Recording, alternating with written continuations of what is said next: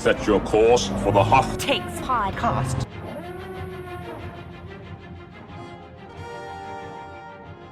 Welcome to Hoth Takes. I'm Eric Yeller.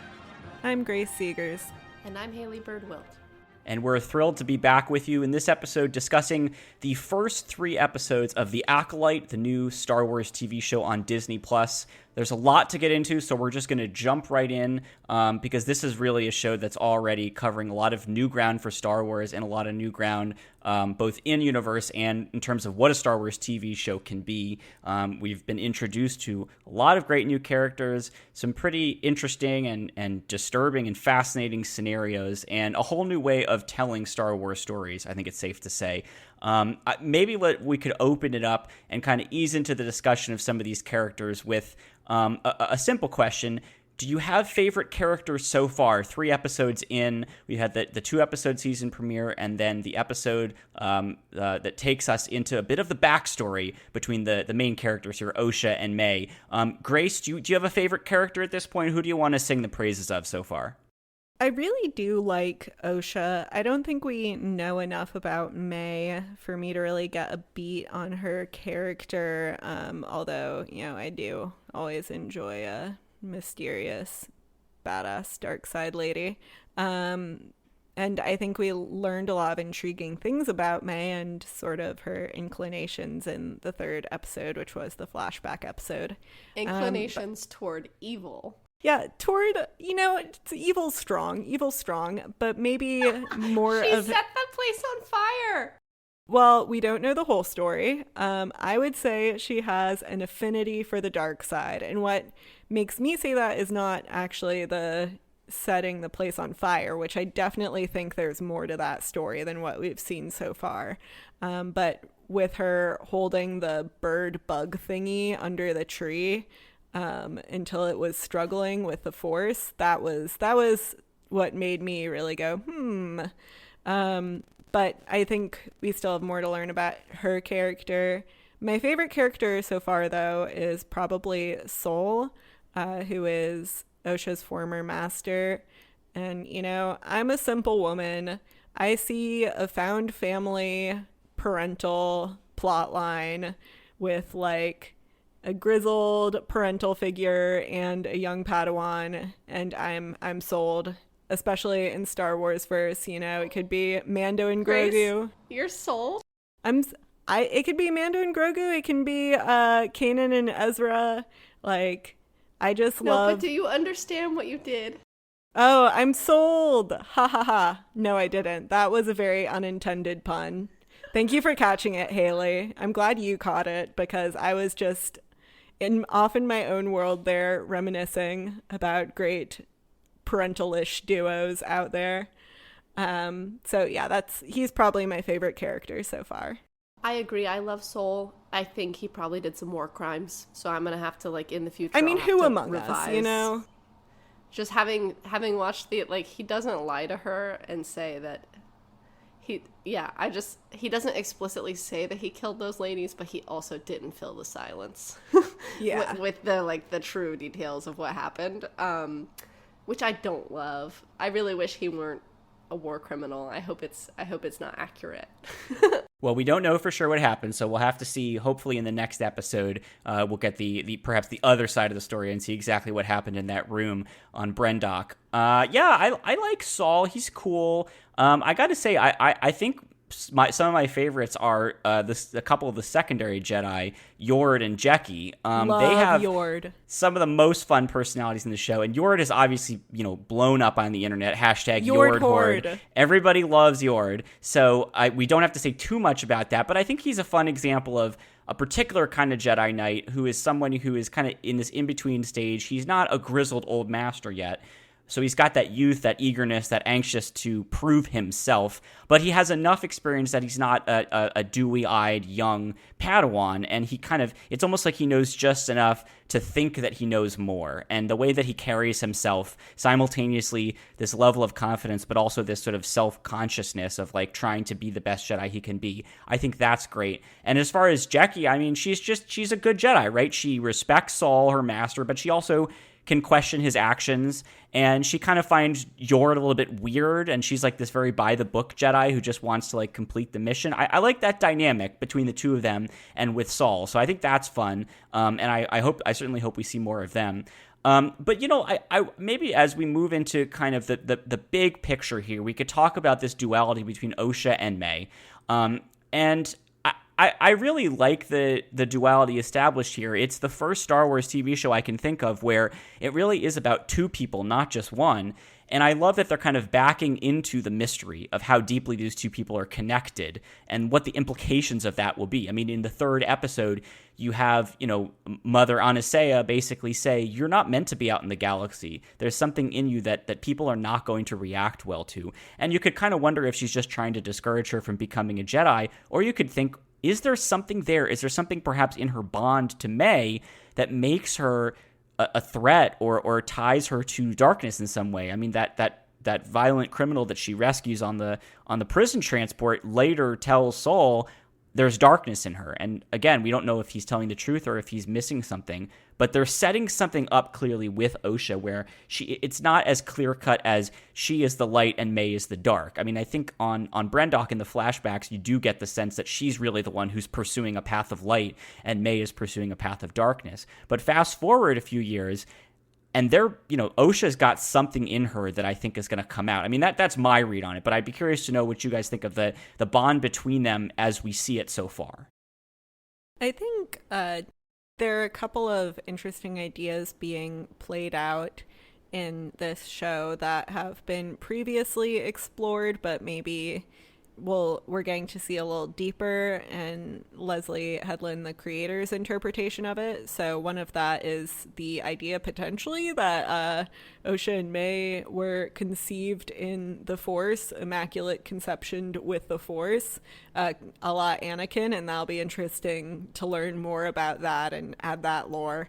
But something else that I think is really interesting is the idea of having twins who are Force sensitive, because in theory in the old trilogy, original trilogy, we have Luke and Leia Force sensitive twins, but we don't really see that as much with Leia, and it's really even barely explored in the sequel trilogy. So using twins as this sort of way to explore different aspects of the Force, how two people interact in the Force, this idea of power of one, power of two, power of many that the witches bring up.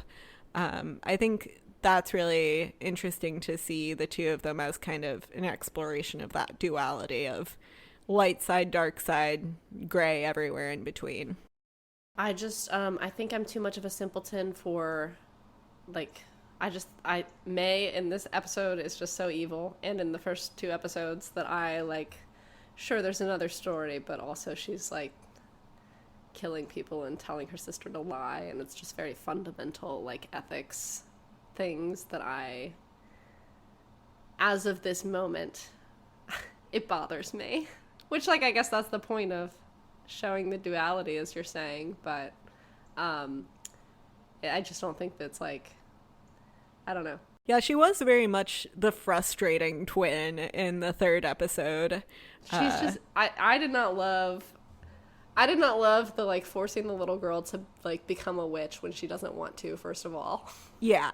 I mean, any kind of okay, that's just my upbringing, but witchcraft heebie-jeebies are gonna happen for me. But when a little girl is telling you, I don't want to be a witch, why do you have to force her to be one? That's not cool. That's not consent situation. That's just that's disrespect, I would say, to a person's individuality. So that was one thing I appreciated, is kind of the concept of look, sure, we're twins, and maybe you pulled me out of thin air to exist, but I can kind of do what I want now. I'm a person, which I appreciate.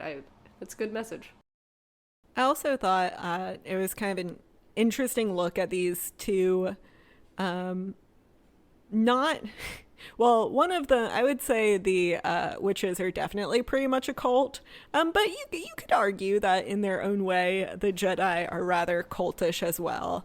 And looking at how they incorporate children who are powerful into their teachings. And it does seem like at first Osha's going to be forced to be something that she doesn't want to be, but then her mom really does sit her aside and say, okay, I hear you, I understand.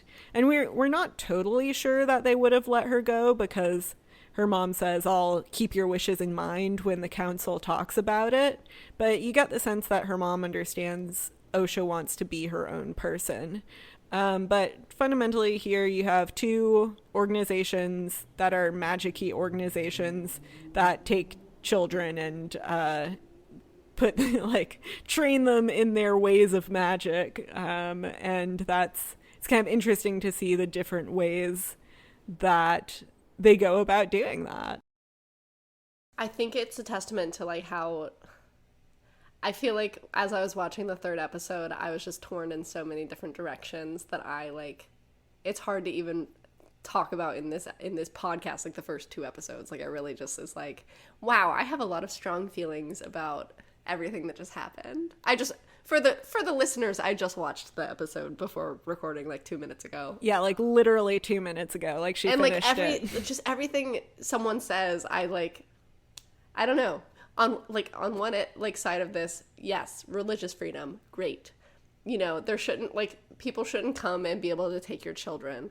On the other side of things, the isolation of being the only two children in this kind of witchcraft cult seems terrible. Osha's not having a good time. Her sister's being a little creep all the time. And I just I felt bad for Osha. She should be able to go with the nice Jedi, but it seems like potentially they weren't very nice. Seems like potentially they did some war crimes, which I'm sure we will see soon.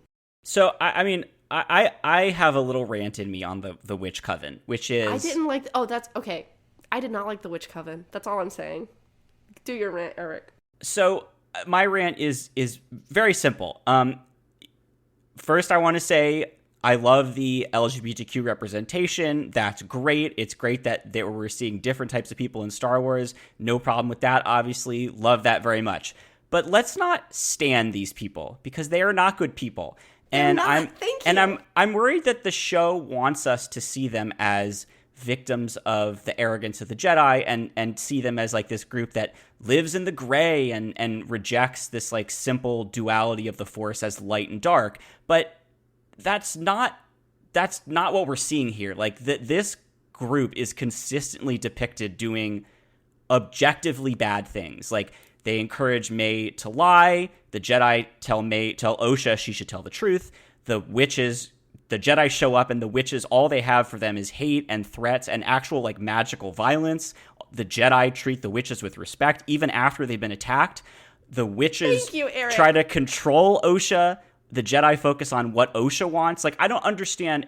Am I supposed to be sympathizing with them? Am I supposed to see them as an edgy, defiance of Jedi supremacy? Because that's not... I think the whole thrust of what she wants you to do here is morals are supposed to be more complex than you think. And there's a line from the mother who's if only it were as simple as that about the lying. And it's okay, if you're being oppressed, you don't have to have morals. But no, that's not... I don't agree. And the thing about that line, if only things were so simple, that is what you say when you know that you're wrong and you're trying to hide behind this mask of intellectual superiority. Somebody tells you murder is wrong, and it's oh, you think things are so clear cut. It's there's more to it than that. No, there actually isn't more to it than that. And she's a great example of someone who I genuinely worry that Leslie Headland wants us to sympathize with this person and with her group, even though all they do is prove themselves to be fanatical dark side zealots. They're not in the gray, they're on the dark side. She even says she's we're forced into hiding because some people would consider our power dark. And it's lady, if you have to say that, it's because your power is dark. You're not being marginalized and mistreated here. You're being held accountable for what you're doing. It bothers me that we're I don't know, maybe we're not supposed to sympathize with her, but I kind of get the feeling that we are.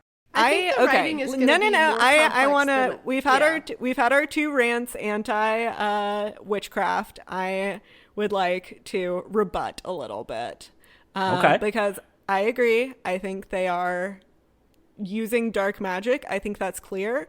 Where I disagree with you is I think it's okay to sympathize with them, because sympathy does not necessarily mean you think what they're doing is right. Sympathy means you think they are interesting and you can maybe understand what they're doing. And I did not get the impression that we were supposed to think they were in the right. I think we were supposed to get the impression that there's this group that's pretty sketchy and using pretty sketchy means and clearly has a bit of darkness. But I think it's supposed to incorporate a little bit of complexity. And maybe there's always clear-cut good guys and bad guys, but maybe sometimes the bad guys have a little bit of a point and sometimes the good guys may fail. And I think that's really what it's supposed to teach us, is not necessarily like these witches are objectively in the right and we should be on their side, but maybe we can sympathize with them, because you're right, they are, if they're doing dark magic, then that's not awesome. If they are trying to force little girls into becoming witches, also not awesome. I'm not saying that we should think that they're good. What I'm saying is they can be well written and sympathetic even as they are also bad. And if in the end I get proven wrong and they are shown to be more on, like, the answer is that more morally grayness is good, then we'll have that conversation. But I think it's a bit too early to say we're supposed to think they're good. And even as I say, it's like when you say a word too often and you're like, this doesn't sound like a word anymore. I'm kind of getting that with the word good right now, only definitionally. But I did not personally get the impression that we were supposed to think they were on the right side of things and the Jedi were on the wrong. They just did too many bad things, I think. Yeah, I would say in the defense of the show's creators, like, I think the reason I come away so conflicted is because they're not giving a very easy story here. Like, it seems like everybody is, like, doing things that are questionable. And I think the strong reaction that Eric and I are having, like, show that this is it. Look, it depends on the follow through, but, like, to me this seems like good writing. It depends on the follow through, though. Like, I really enjoyed the first 2 episodes. The 3rd episode just made me angry for the little girl, which is, like, that's good writing. I had an emotional reaction to it, and I want to say, like, very clearly here on this, like, on the podcast, I have been horrified by the people online who are just, like, so angry that this show exists just because there's people of color in it. Yes. And what's shocking to me about this is, like, this used to be something that people would say anonymously, like, before The Force Awakens came out. And now, like, people are just saying this, like, with their full names on their, like, public social media accounts, as if, like, this is an acceptable reaction to this is a group of people making art, and they're allowed to make art regardless of what color their skin is. It makes me so angry the way that people are treating this show, even before it came out. Yeah. And yeah, it just, that has really, like, bothered me on behalf of the cast and the crew and the people who worked on this. The first 3 episodes, I don't know how many episodes there are. The first 3, this has been, like, a project that I've enjoyed watching, and it seems like a very intentional story, and we're going to find out. And I assume a lot of people are going to have very strong opinions about the end. It seems like it's going to say something about imperialism and all that. Like, yes, there's political overtones, but people didn't wait to find out what the actual story was being told. And even in episode 3, just showing the reasons that Eric and I really are bothered by the witches, and not just making them, like, you know, pure victims here. I think that shows, like, sort of, you know, a commitment to capturing complexity that I think critics would not acknowledge. Like clearly there is some intentionality here, and it's not just all, like, partisan political talking points. I would say this is art, and people are allowed to make art, you know? Like, anyway, that has really bothered me, and I just wanted to say that. Yeah, and that's why I wanted to, not that I think Hoth Takes listeners were confused about where we stood on this, but that's why I wanted to say up front, like, the representation part of this is great, and that is not what any of us here are objecting to. I think a lot of the objections online are basically just using criticism of the witches as cover for, I don't like that there are black characters, I don't like that there are lesbian characters, and that's obviously not what we are saying whatsoever. I'm very happy about that as an out-of-universe thing. It's the in-universe, like, what are these people actually doing, and how are we supposed to feel about them, that I think we're raising some concerns about. And Grace, you make a good point, which is that, like, there is room in Star Wars for moral complexity. Like, I think it's pretty clear that in the next episode, we're going to see the Jedi doing something bad in the service of what they think is right. I mean, Torben says that in the second episode. We thought we were doing the right thing. So I think we're going to see that the Jedi are not blameless here. And I guess my question is that going to undermine the moral clarity that the witches are very much still doing bad things? And whatever the Jedi do next, that doesn't change the fact that we unambiguously saw them do a lot of bad things and behave really inappropriately. And I hope that we can center that in terms of not losing the focus on, like, oh, well, the Jedi did something bad, and so, like, who's to say really if the witches were bad or good? Maybe they're just in the middle. Like, no, they're clearly being villainous, but that doesn't mean that whatever the Jedi do to them is deserved. It just means that it doesn't change what they did, and it doesn't change the moral dimensions of what they did. And you know, I think that, like, you hear a lot in, like, the Star Wars fandom discourse talks a lot about, like, are the Jedi just tools of imperialism, right? Are they just going around snatching children? Is somebody ever going to stand up to them? Why don't we ever see stories that portray that complexity? And, like, I guess I'm open to a story about that, but this wasn't that story. Like, the Jedi behaved responsibly as far as we've seen so far. The witches behaved dishonestly and like violent fanatics. And the child in question wants to be trained. Like, she's saying, I love the Jedi. I draw their symbol in my notebook. Like, please, I want to live my own life. I want to be my own person. I want to see the galaxy. I want to be a Jedi. So this story is not actually showing us the kind of complexity that I think fans talk about when they talk about the morality of the Jedi. Maybe that will happen in some other story. Maybe there's some other group out there that is unfairly being denied the right to use their mystical powers or being victimized by the Jedi. This is not that group. This is not that story, at least in my opinion. Again, we've only seen 3 episodes. I would just caution that so much of this depends on follow through for all of these threads. But I have my own mini rant, and I'm not saying this is what you're doing, Eric, but something that's beginning to drive me crazy is I feel like a lot of times these days when talking about any fiction, there's a subset of people online who are like, I feel like we need to acknowledge that the main characters of this show/book did something bad, and that we ourselves do not condone murder or condone bad things. And we understand. In his defense, Grace, like, I think the show wants you to decide. Like, it really is. Like, when you're watching that's exactly it. It's like, yeah, you can. I feel like we can trust people to decide that these people doing bad things are bad. I don't know if the show has to explicitly say, you know, have a Jedi aside saying, hey, what you're doing is really bad. Like, we can figure out for ourselves that forcing a little girl to do something she doesn't want to do is bad. What we don't know yet is how exactly the show is going to end up portraying the witch's actions. And from what I've seen so far, I don't think that it's trying to say the witches are the real victims here, or that they're like wholly soulless, villainous creatures. There is dimension to them.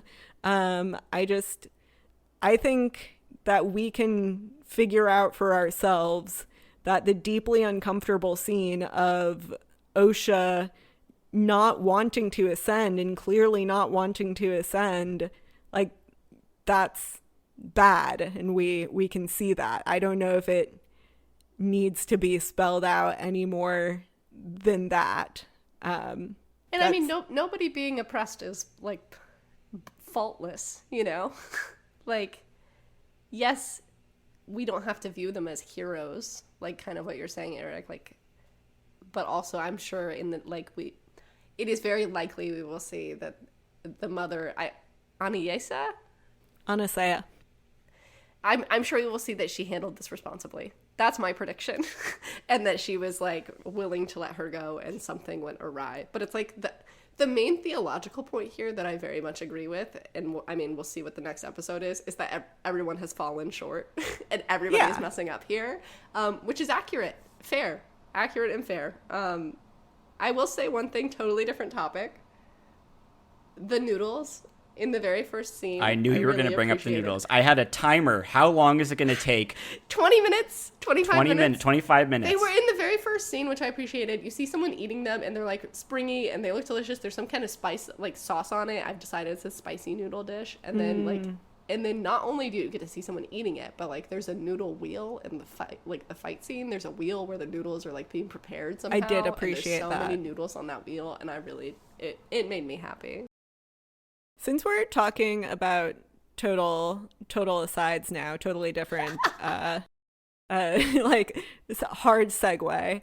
The one thing that has truly disappointed me thus far about this show is that Carrie-Anne Moss died in the first 5 minutes, and then she barely shows up in episode 3. And it's like, you better be giving Carrie-Anne Moss more to do, because if that's all that you are getting her to do, then I am going to be so mad, because she's amazing, and that I would be just deeply bummed if she didn't really have that substantive of a role. Yeah, I mean, I think it's the curse of the character is they need somebody who can play a role that needs to have a lot of authority and needs to have like a very short scene of like intense martial arts. But then that character obviously has to die to drive home, oh my God, this person who is like got this grace, this poise, this martial ability is not like what fell short, basically. So it's like you can't, there's never anybody that you're going to get who's like, I'm so glad we landed that person for that role. She's going to imbue this role with like so much more than is on the page, but also fans are not going to be disappointed if they only see her in one scene. Like, I don't know anybody who fits that bill. Carrie-Anne Moss, I think, just happened to be the person who was great in the role, but had that curse of like, darn you for like robbing us of more Master Indara material. Can we talk about how cool the fight scenes are and how interesting it is to see the Jedi portrayed in this time of peace where their first instinct isn't to pull out the lightsaber, but to fight defensively? And it was just really cool to see. Just all these like the blocks and the like twists and the sort of redirecting your opponent. Like, I know that this is like an actual style of martial arts, but we rarely see this in Star Wars. If you think about the way that people fight, even Jedi, a lot of it is deflecting blaster bolts back at the enemy. There's an element of like, yes, I'm protecting myself, but I'm also visiting punishment upon you. And that's defensible in a lot of these cases. This is kind of the first time that we see an entire fighting style built around like avoiding further harm, like pushing somebody off, moving them away, as opposed to like using their momentum to hurt them or something like that. Yeah, I like it. And I will say the one thing I do appreciate about May is her deranged quest to like kill a Jedi with no weapons. Like, what? Well, I think my theory is that she is trying eventually to pull their lightsaber off of them, because you had 2 slow-mo moments in her fight scene with Indara and in her fight scene with Sol where she like reaches for the lightsaber and fails to get it, and killing the Jedi with it without a weapon but with an idea. What better way to kill an idea than with their own weapon? So that's my personal theory, is that she's trying to get their lightsaber. But also, yeah, she's so deranged. like just showing up at someone while they're peacefully enjoying their beautiful spicy noodles and being like, fight me. Like, that's such chaotic energy. But also saving the Wookiee for like the one that she's gonna have to try to fight with no weapon. Like, strategy, that's like the biggest guy. I think my understanding is if she kills him with a weapon, she can still kill Saul without one. It doesn't matter that she already fought him. So I think technically she could still go after Saul next, but that's a question for May's master, who is ... We don't know. So, okay, First of all, we'll talk about who we think he is, but can we talk about that mask that we've seen in like the promo material? That is the stupidest mask I've ever seen. Wait, I don't know what you're talking about. I don't know what you're talking about either. Oh, okay. Well, we'll perhaps Let me Google it. We could discuss that when we actually see it. We don't need to get too far ahead of the episodes. But who do we think this person is? I like the idea that it is Manny Jacinto's character, Chimere. I think that would be a fun twist based on how we initially see him. And he doesn't seem like the kind of person who would be a dark side mastermind. But there is that would be such a like fulfillment of the Darth Jar Jar ethos of like a goofy little guy who like heck yeah, he's actually the bad guy. And he's actually Darth Plagueis. Yeah. Because she doesn't know who her master is, and there's a point where she says to Chimere, probably best if the master doesn't find out that I had to use poison to kill Torben, and he's like, got it. And I think it would be like, that feels like a moment, as I said on Twitter, like Qui-Gon telling Padme, the queen doesn't have to know about this. I think as a reveal, that would be very rewarding and fulfilling. And otherwise, I think he's just too much of a doofus, right? I mean, if he's not pulling the strings, the fact that he gave up May so quickly and so easily, it doesn't seem like something that a person of his ability would do. I mean, we see that he has fighting skills. He's clearly devoted to the cause. If he's a devotee, if he's all in drinking the Kool-Aid, I have a hard time imagining that he would roll over so quickly. So my theory now, and as I talk, I'm getting more confident in it, is that he's the master. I'm putting it out there. If I'm wrong, I will quit Hoth Takes. No, I won't quit Hoth Takes. But I think that they're pointing us towards him being more than he seems. So that's my theory. But does anybody have another theory? No, I like your theory. I think that's a great theory. I will just note real quick that I'm currently taking a break from social media, which means I've missed a lot of discourse. I knew people were being super racist and awful about this show, but I haven't seen anything about it since the show started because I have been off Twitter. And that's really freaking sucks to hear and is unsurprising, but just sucks. But it also means that I have no idea what the going theories are on social media. I'm just assuming Darth Plagueis because it's like the right time. It seems the kind of thing he'd do.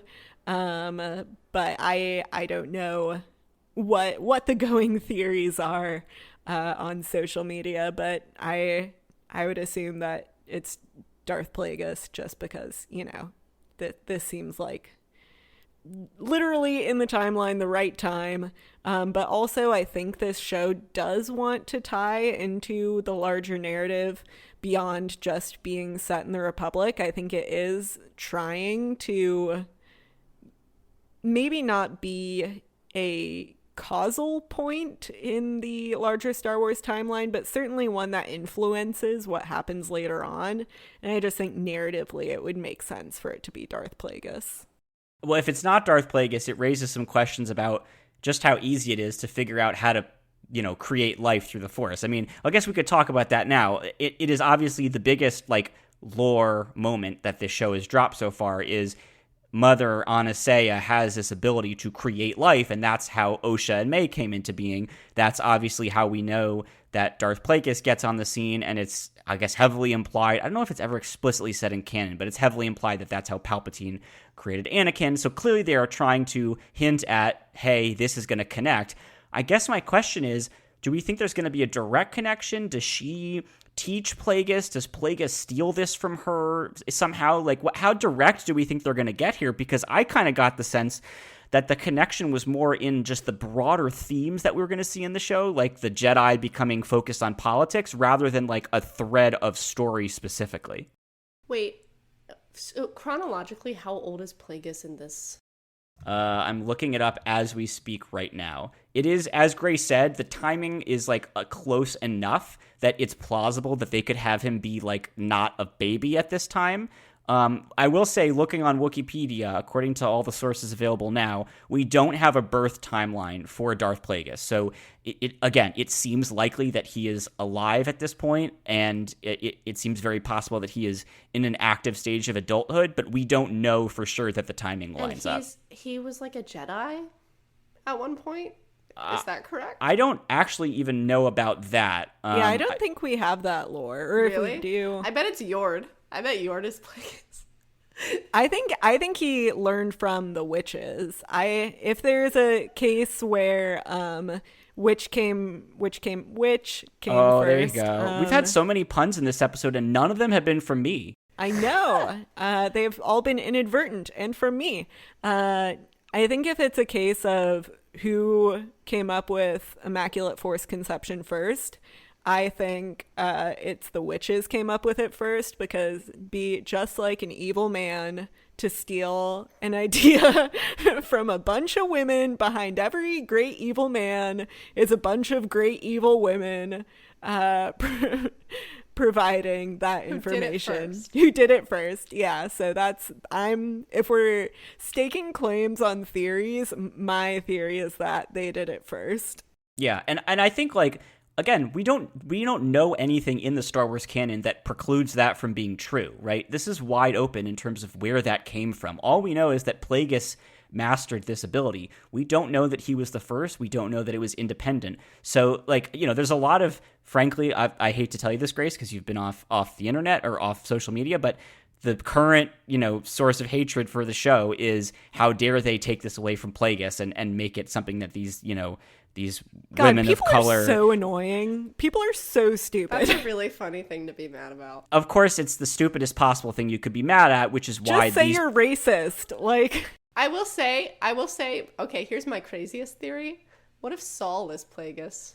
Absolutely not. You will not take him from me. I will say, like, just watching the episodes, he's very connected to emotions in a way that I think the Jedi Order would not want a Jedi to be. There's some Qui-Gon vibes going on. There's some comments about how, you know what raised my eyebrows is at the end of the third episode, he's like, you'll never feel this way again. That was really interesting.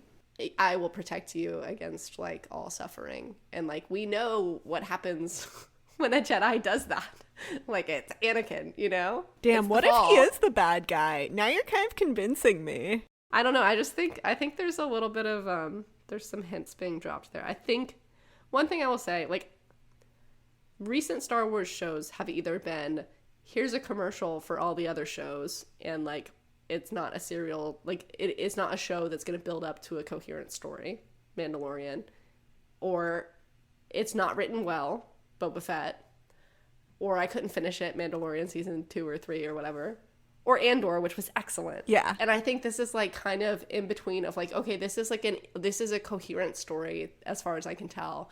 This seems like really intentional writing, and it's making people, like, question a lot of things, and it's making a lot of people angry. But, like, when you actually watch it, if you're a Star Wars person and you're not racist, it's also making you angry. Like me, like Eric and I are like, yeah, what do we think? And, like, I think that's very intentional. And I think, I don't know, I have high hopes for where the story's going, because it's not, I don't think any character in this is one dimensional. Yeah, it's making me angry and uncomfortable in, like, a good storytelling way. Yeah. If it's making you angry and uncomfortable in, like, a racist way, you're not a Star Wars fan. That's not great. Like, you suck. But in terms of, like, if you're watching this and I think you were supposed to feel iffy about the third episode. I mean, it certainly elicited a lot of strong opinions in all of us. So to me, that's why I'm hopeful about it. Again, it's all about follow through. Because we have been disappointed by many a Star Wars property in the recent past, as Hilly went through the rundown. But there's other shows that I can't remember or that I didn't have time to watch. So I feel like these 3 episodes, they gave me hope that if they're able to pull off and tie these threads together, I think it's going to be really good. If not, then, yeah, well, you'll hear us again at Hoth Takes Reevaluating. I do think that they are, like, I guess my broad point here would be, I think Leslie Headland knows what she's doing, and I think she's driving towards something. It's an episodic show, so they're inviting us to think about it episodically, so I think we're on firm ground, having strong thoughts about episode 3 without seeing episode 4 yet. But yeah, we all know, having this conversation, that there is going to be more context filled in, and that could change our reactions. I think that some of these strong reactions to episode 3 are, there's some, I think, question of exactly how they want you to take these characters. It's obviously, smart people can say these witches forcing this girl to become a witch is bad, but it's all about how you package it. Do you show that as their dominant way of being? Do you show that as a momentary lapse? Do you show it as a misunderstanding? And I don't need the show to come out with a narrator and say these are the bad guys, right? But like when you're tiptoeing into this topic of Jedi overreach and Jedi arrogance, how you present the other people in that story. Do you present them as the victims? Do you present them as the aggressors? Like, it really matters how you handle that question, that nuanced question of like the Jedi's role in the galaxy. So I will be very interested to see how they resolve that. As we said earlier, we're waiting to see episode 4 to see how that goes. But I do think, I think it was, I forget which one of you mentioned Saul and the emotional attachment, but he does have that conversation in the second episode, I believe, with Jackie about kind of, is it appropriate? I guess it's in the first episode when we first see him find out about Osha. And there's this issue of like, why are you looking at a hologram of her? Like, you're just dwelling in the past and that's not healthy. And he kind of says, essentially what he says is the only way we can learn from our mistakes is if we study them and understand them. And that is one of the great themes in this show so far. We've talked about many interesting themes, but that question of, should the Jedi be more open to emotional attachments? Does it actually make you a more well-rounded person, or does it trap you and take away your ability to be objective or whatever? Like, I love that the show is exploring that theme, and Saul is such a great character to use for that because of his history with May and Osha, because of his status in the Jedi as, again, he seems like a very Qui-Gon type person. I just love how they're using him to unpack that question of emotional attachment. And the other thing is the show doesn't present him or Jackie as like objectively right. Like neither of them is shown as like, I'm correct and you're incorrect. And I like that too. Here's what I would say. The biggest thing you can complain about with this show is in episode 2, when she's like about to fall off that cliff for no reason on the ice planet. It's like within 30 seconds, Saul has said, like, May died. Like, she's not alive anymore. And then Osha tells him that May did it, and he's like, I believe you. And there was no, like, vetting. It was, like, within, like, well, maybe it's because he's secretly evil. He just loves Osha. Like, she is his little girl. The other thing is in episode 3, he's been, like, spying on them, and he thinks Osha is so cool. Like, he already knows them and has decided that he likes Osha. He mentions it. So 2 things. First of all, I thought you were going to say that it's really funny when she falls off the ledge and he screams her name, because all I could think is he's talking about the Occupational Safety and Health Administration and how there should have been a railing there. I just love the name is hilarious. That clip of him just shouting like Osha, like that's going to be a meme, I'm sure. But the other thing is, this is a criticism of him that's going around, that he tells Jackie like there's no way. And then he tells Osha, yeah, definitely, I believe you. But I think what happens is, even as he is first confronted with the possibility that May is alive, he on some level does think it's possible. He's not convinced, but he thinks it's possible. But he denies it out loud to Jackie and to Yord because he just can't grapple with the possibility of what that would mean. It's too awful to think about, especially if she is responsible. When he encounters Osha, look, he's a Jedi. He senses in her that she didn't do this. He can sense her nature. He can sense how she's feeling. She's not acting like the kind of person who just committed this brutal crime. And he says to himself, basically, oh crap, like she didn't do it, which means it must be her twin sister. And I think for him, that's not a moment of hypocrisy for him. That's a moment of brutal discovery of, oh my God, Osha is innocent. And so that thing I denied earlier, I have to admit that it's true. So here's what I think also maybe an undertone there. We know Osha left the Jedi Order. We don't know why. And I'm wondering if there is going to be kind of an Anakin-Ahsoka parallel with whatever the reason was that Osha left the Jedi Order. Maybe it had to do with Saul not being for her in her moment of need, not believing in her moment of need.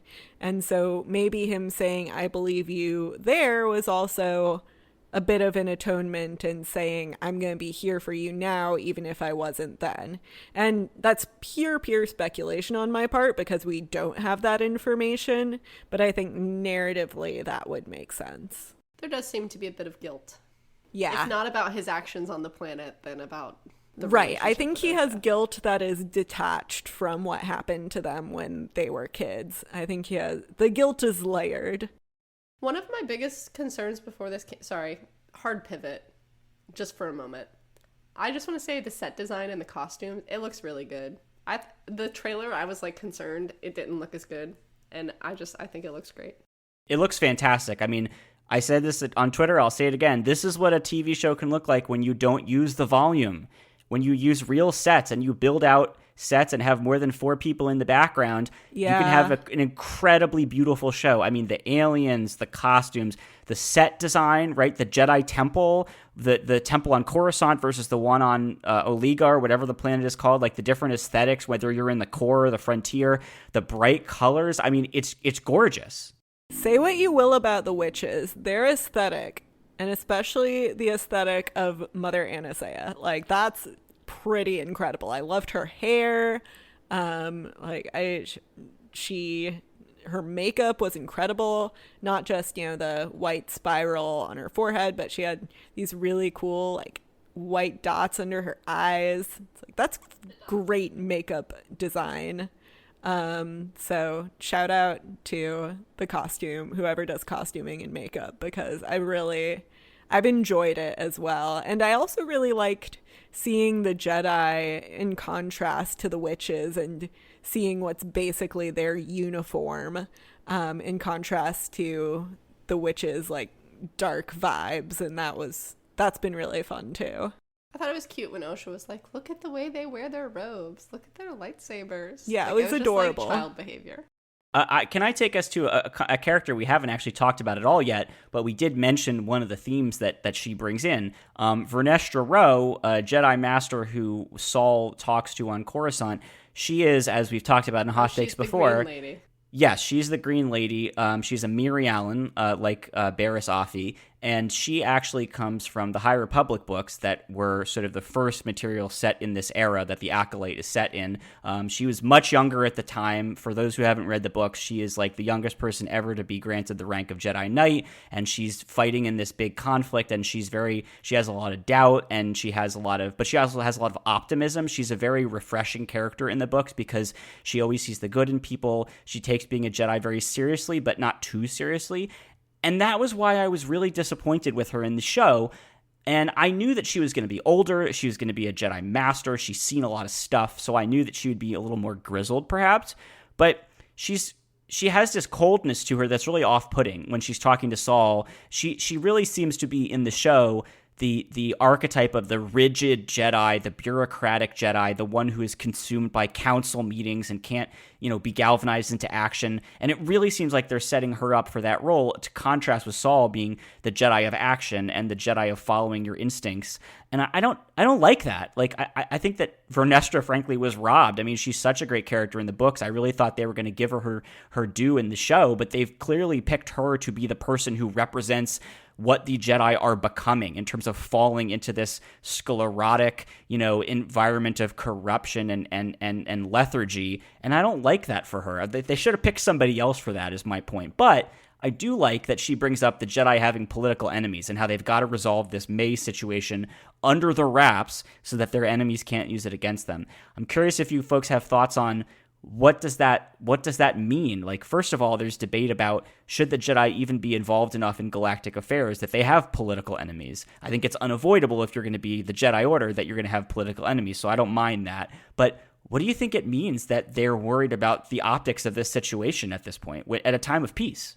I would just once again say I don't know if I would agree with you that she's obviously their choice to represent that aspect of the Jedi. We've only seen her represent that in one episode, really, and I don't think that's enough to judge. But then again, I haven't read the books. I don't have the same emotional connection that you do. I believe you that she's cooler in the books, and if this is her role, then I am bummed on your behalf.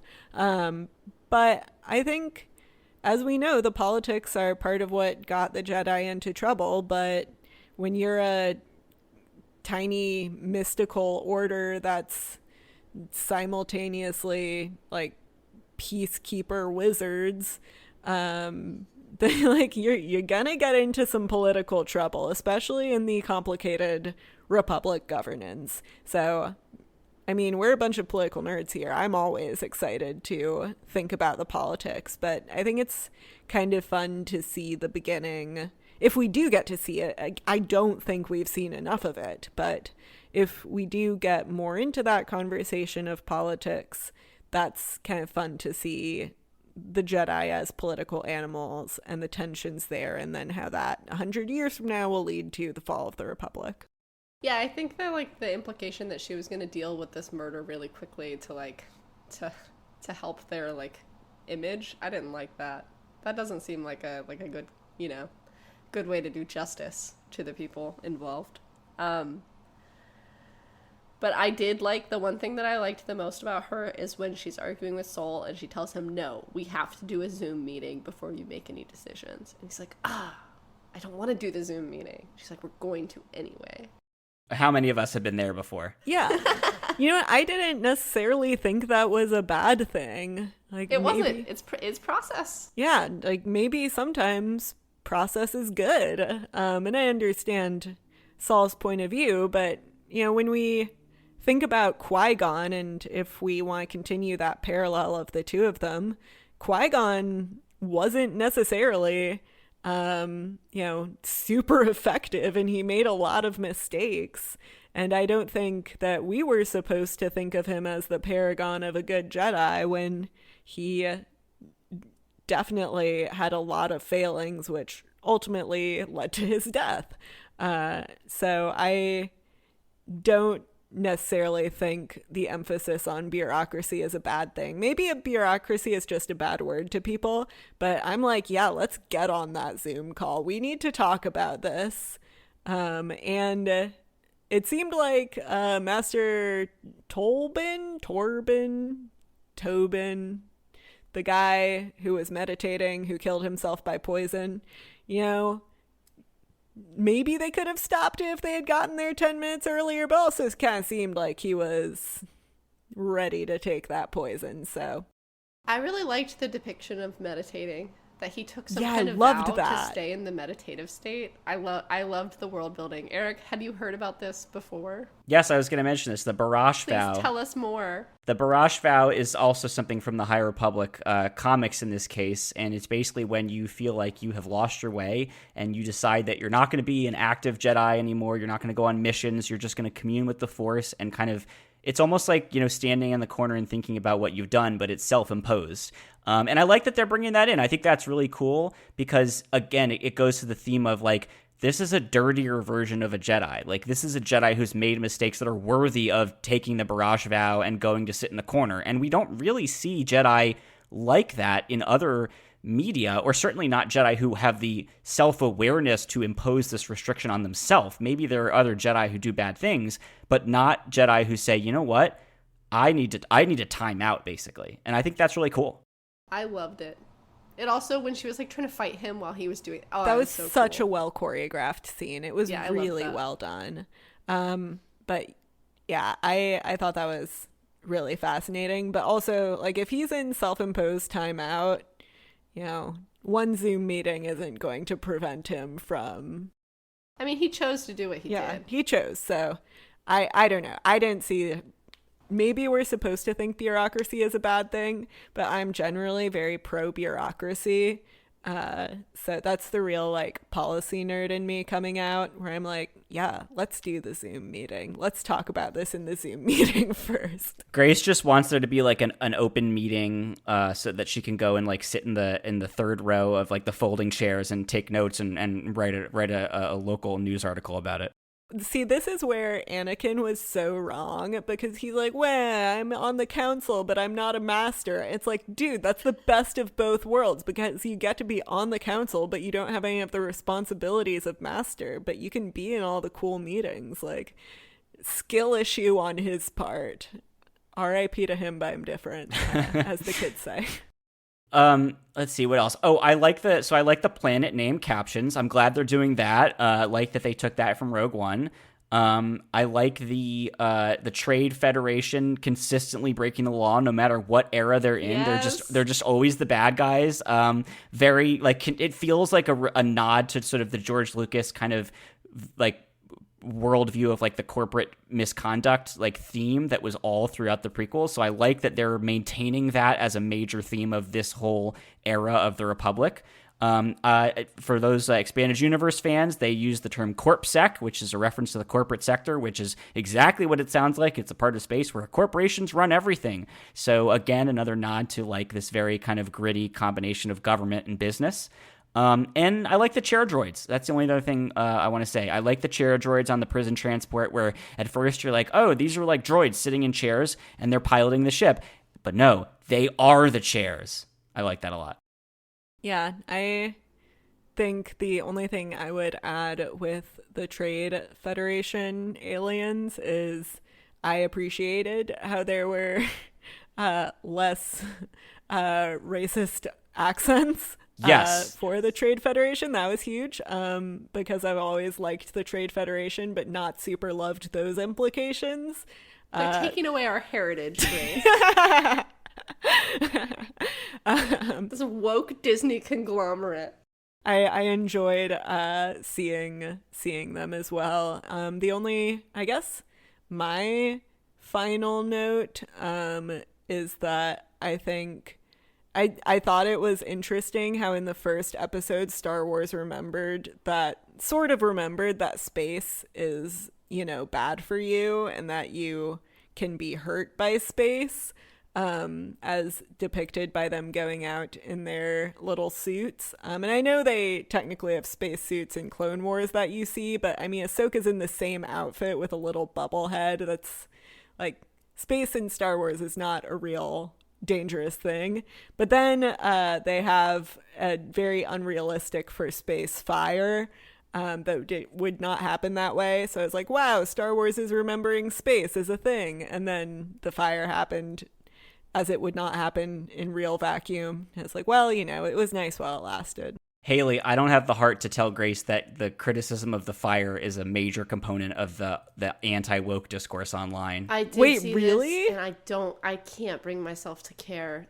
I feel like there's lots of fire in Star Wars. Yeah, I don't care. Oh, there is. My issue is not with a spaceship can't be on fire. Like, I thought it was on fire on the inside. my issue is only that Star Wars doesn't believe space is real. And I actually kind of love that because the great thing about Star Wars is that understands the star is aesthetic. It's not at all about realism.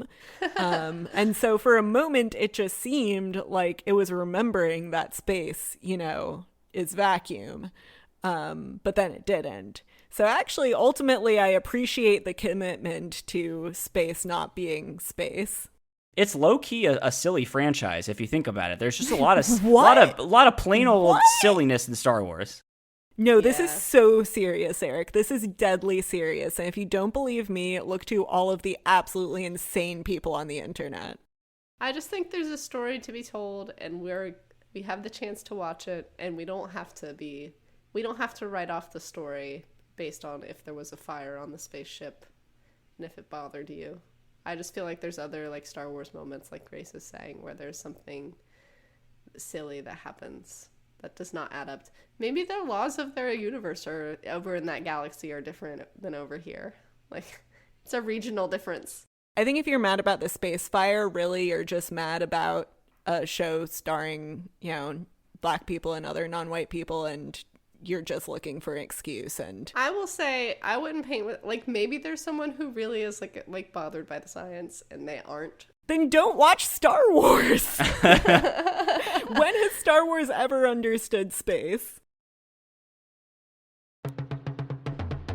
All right, thank you so much for listening to this episode of Hoth Takes. If you want to share your thoughts about the episode or suggest topics for future shows, you can email us at hothtakes@gmail.com, or you can find us on X at Hoth Takes. I am Eric Geller on X. Grace is Grace_Seekers, and Haley is Burdinator. Haley made our wonderful logo and banner art, and I edited the show and put together our music. Although, again, for legal purposes, we do want to note all Star Wars music and sound effects, they are the intellectual property of Lucasfilm. You can find a complete archive of past episodes on our website, hothtakes.wordpress.com. And if you like the show, share it with a friend. You can find Hoth Takes on all the major podcasting platforms, including Apple Podcasts. We'll see you next time. May the Force be with you.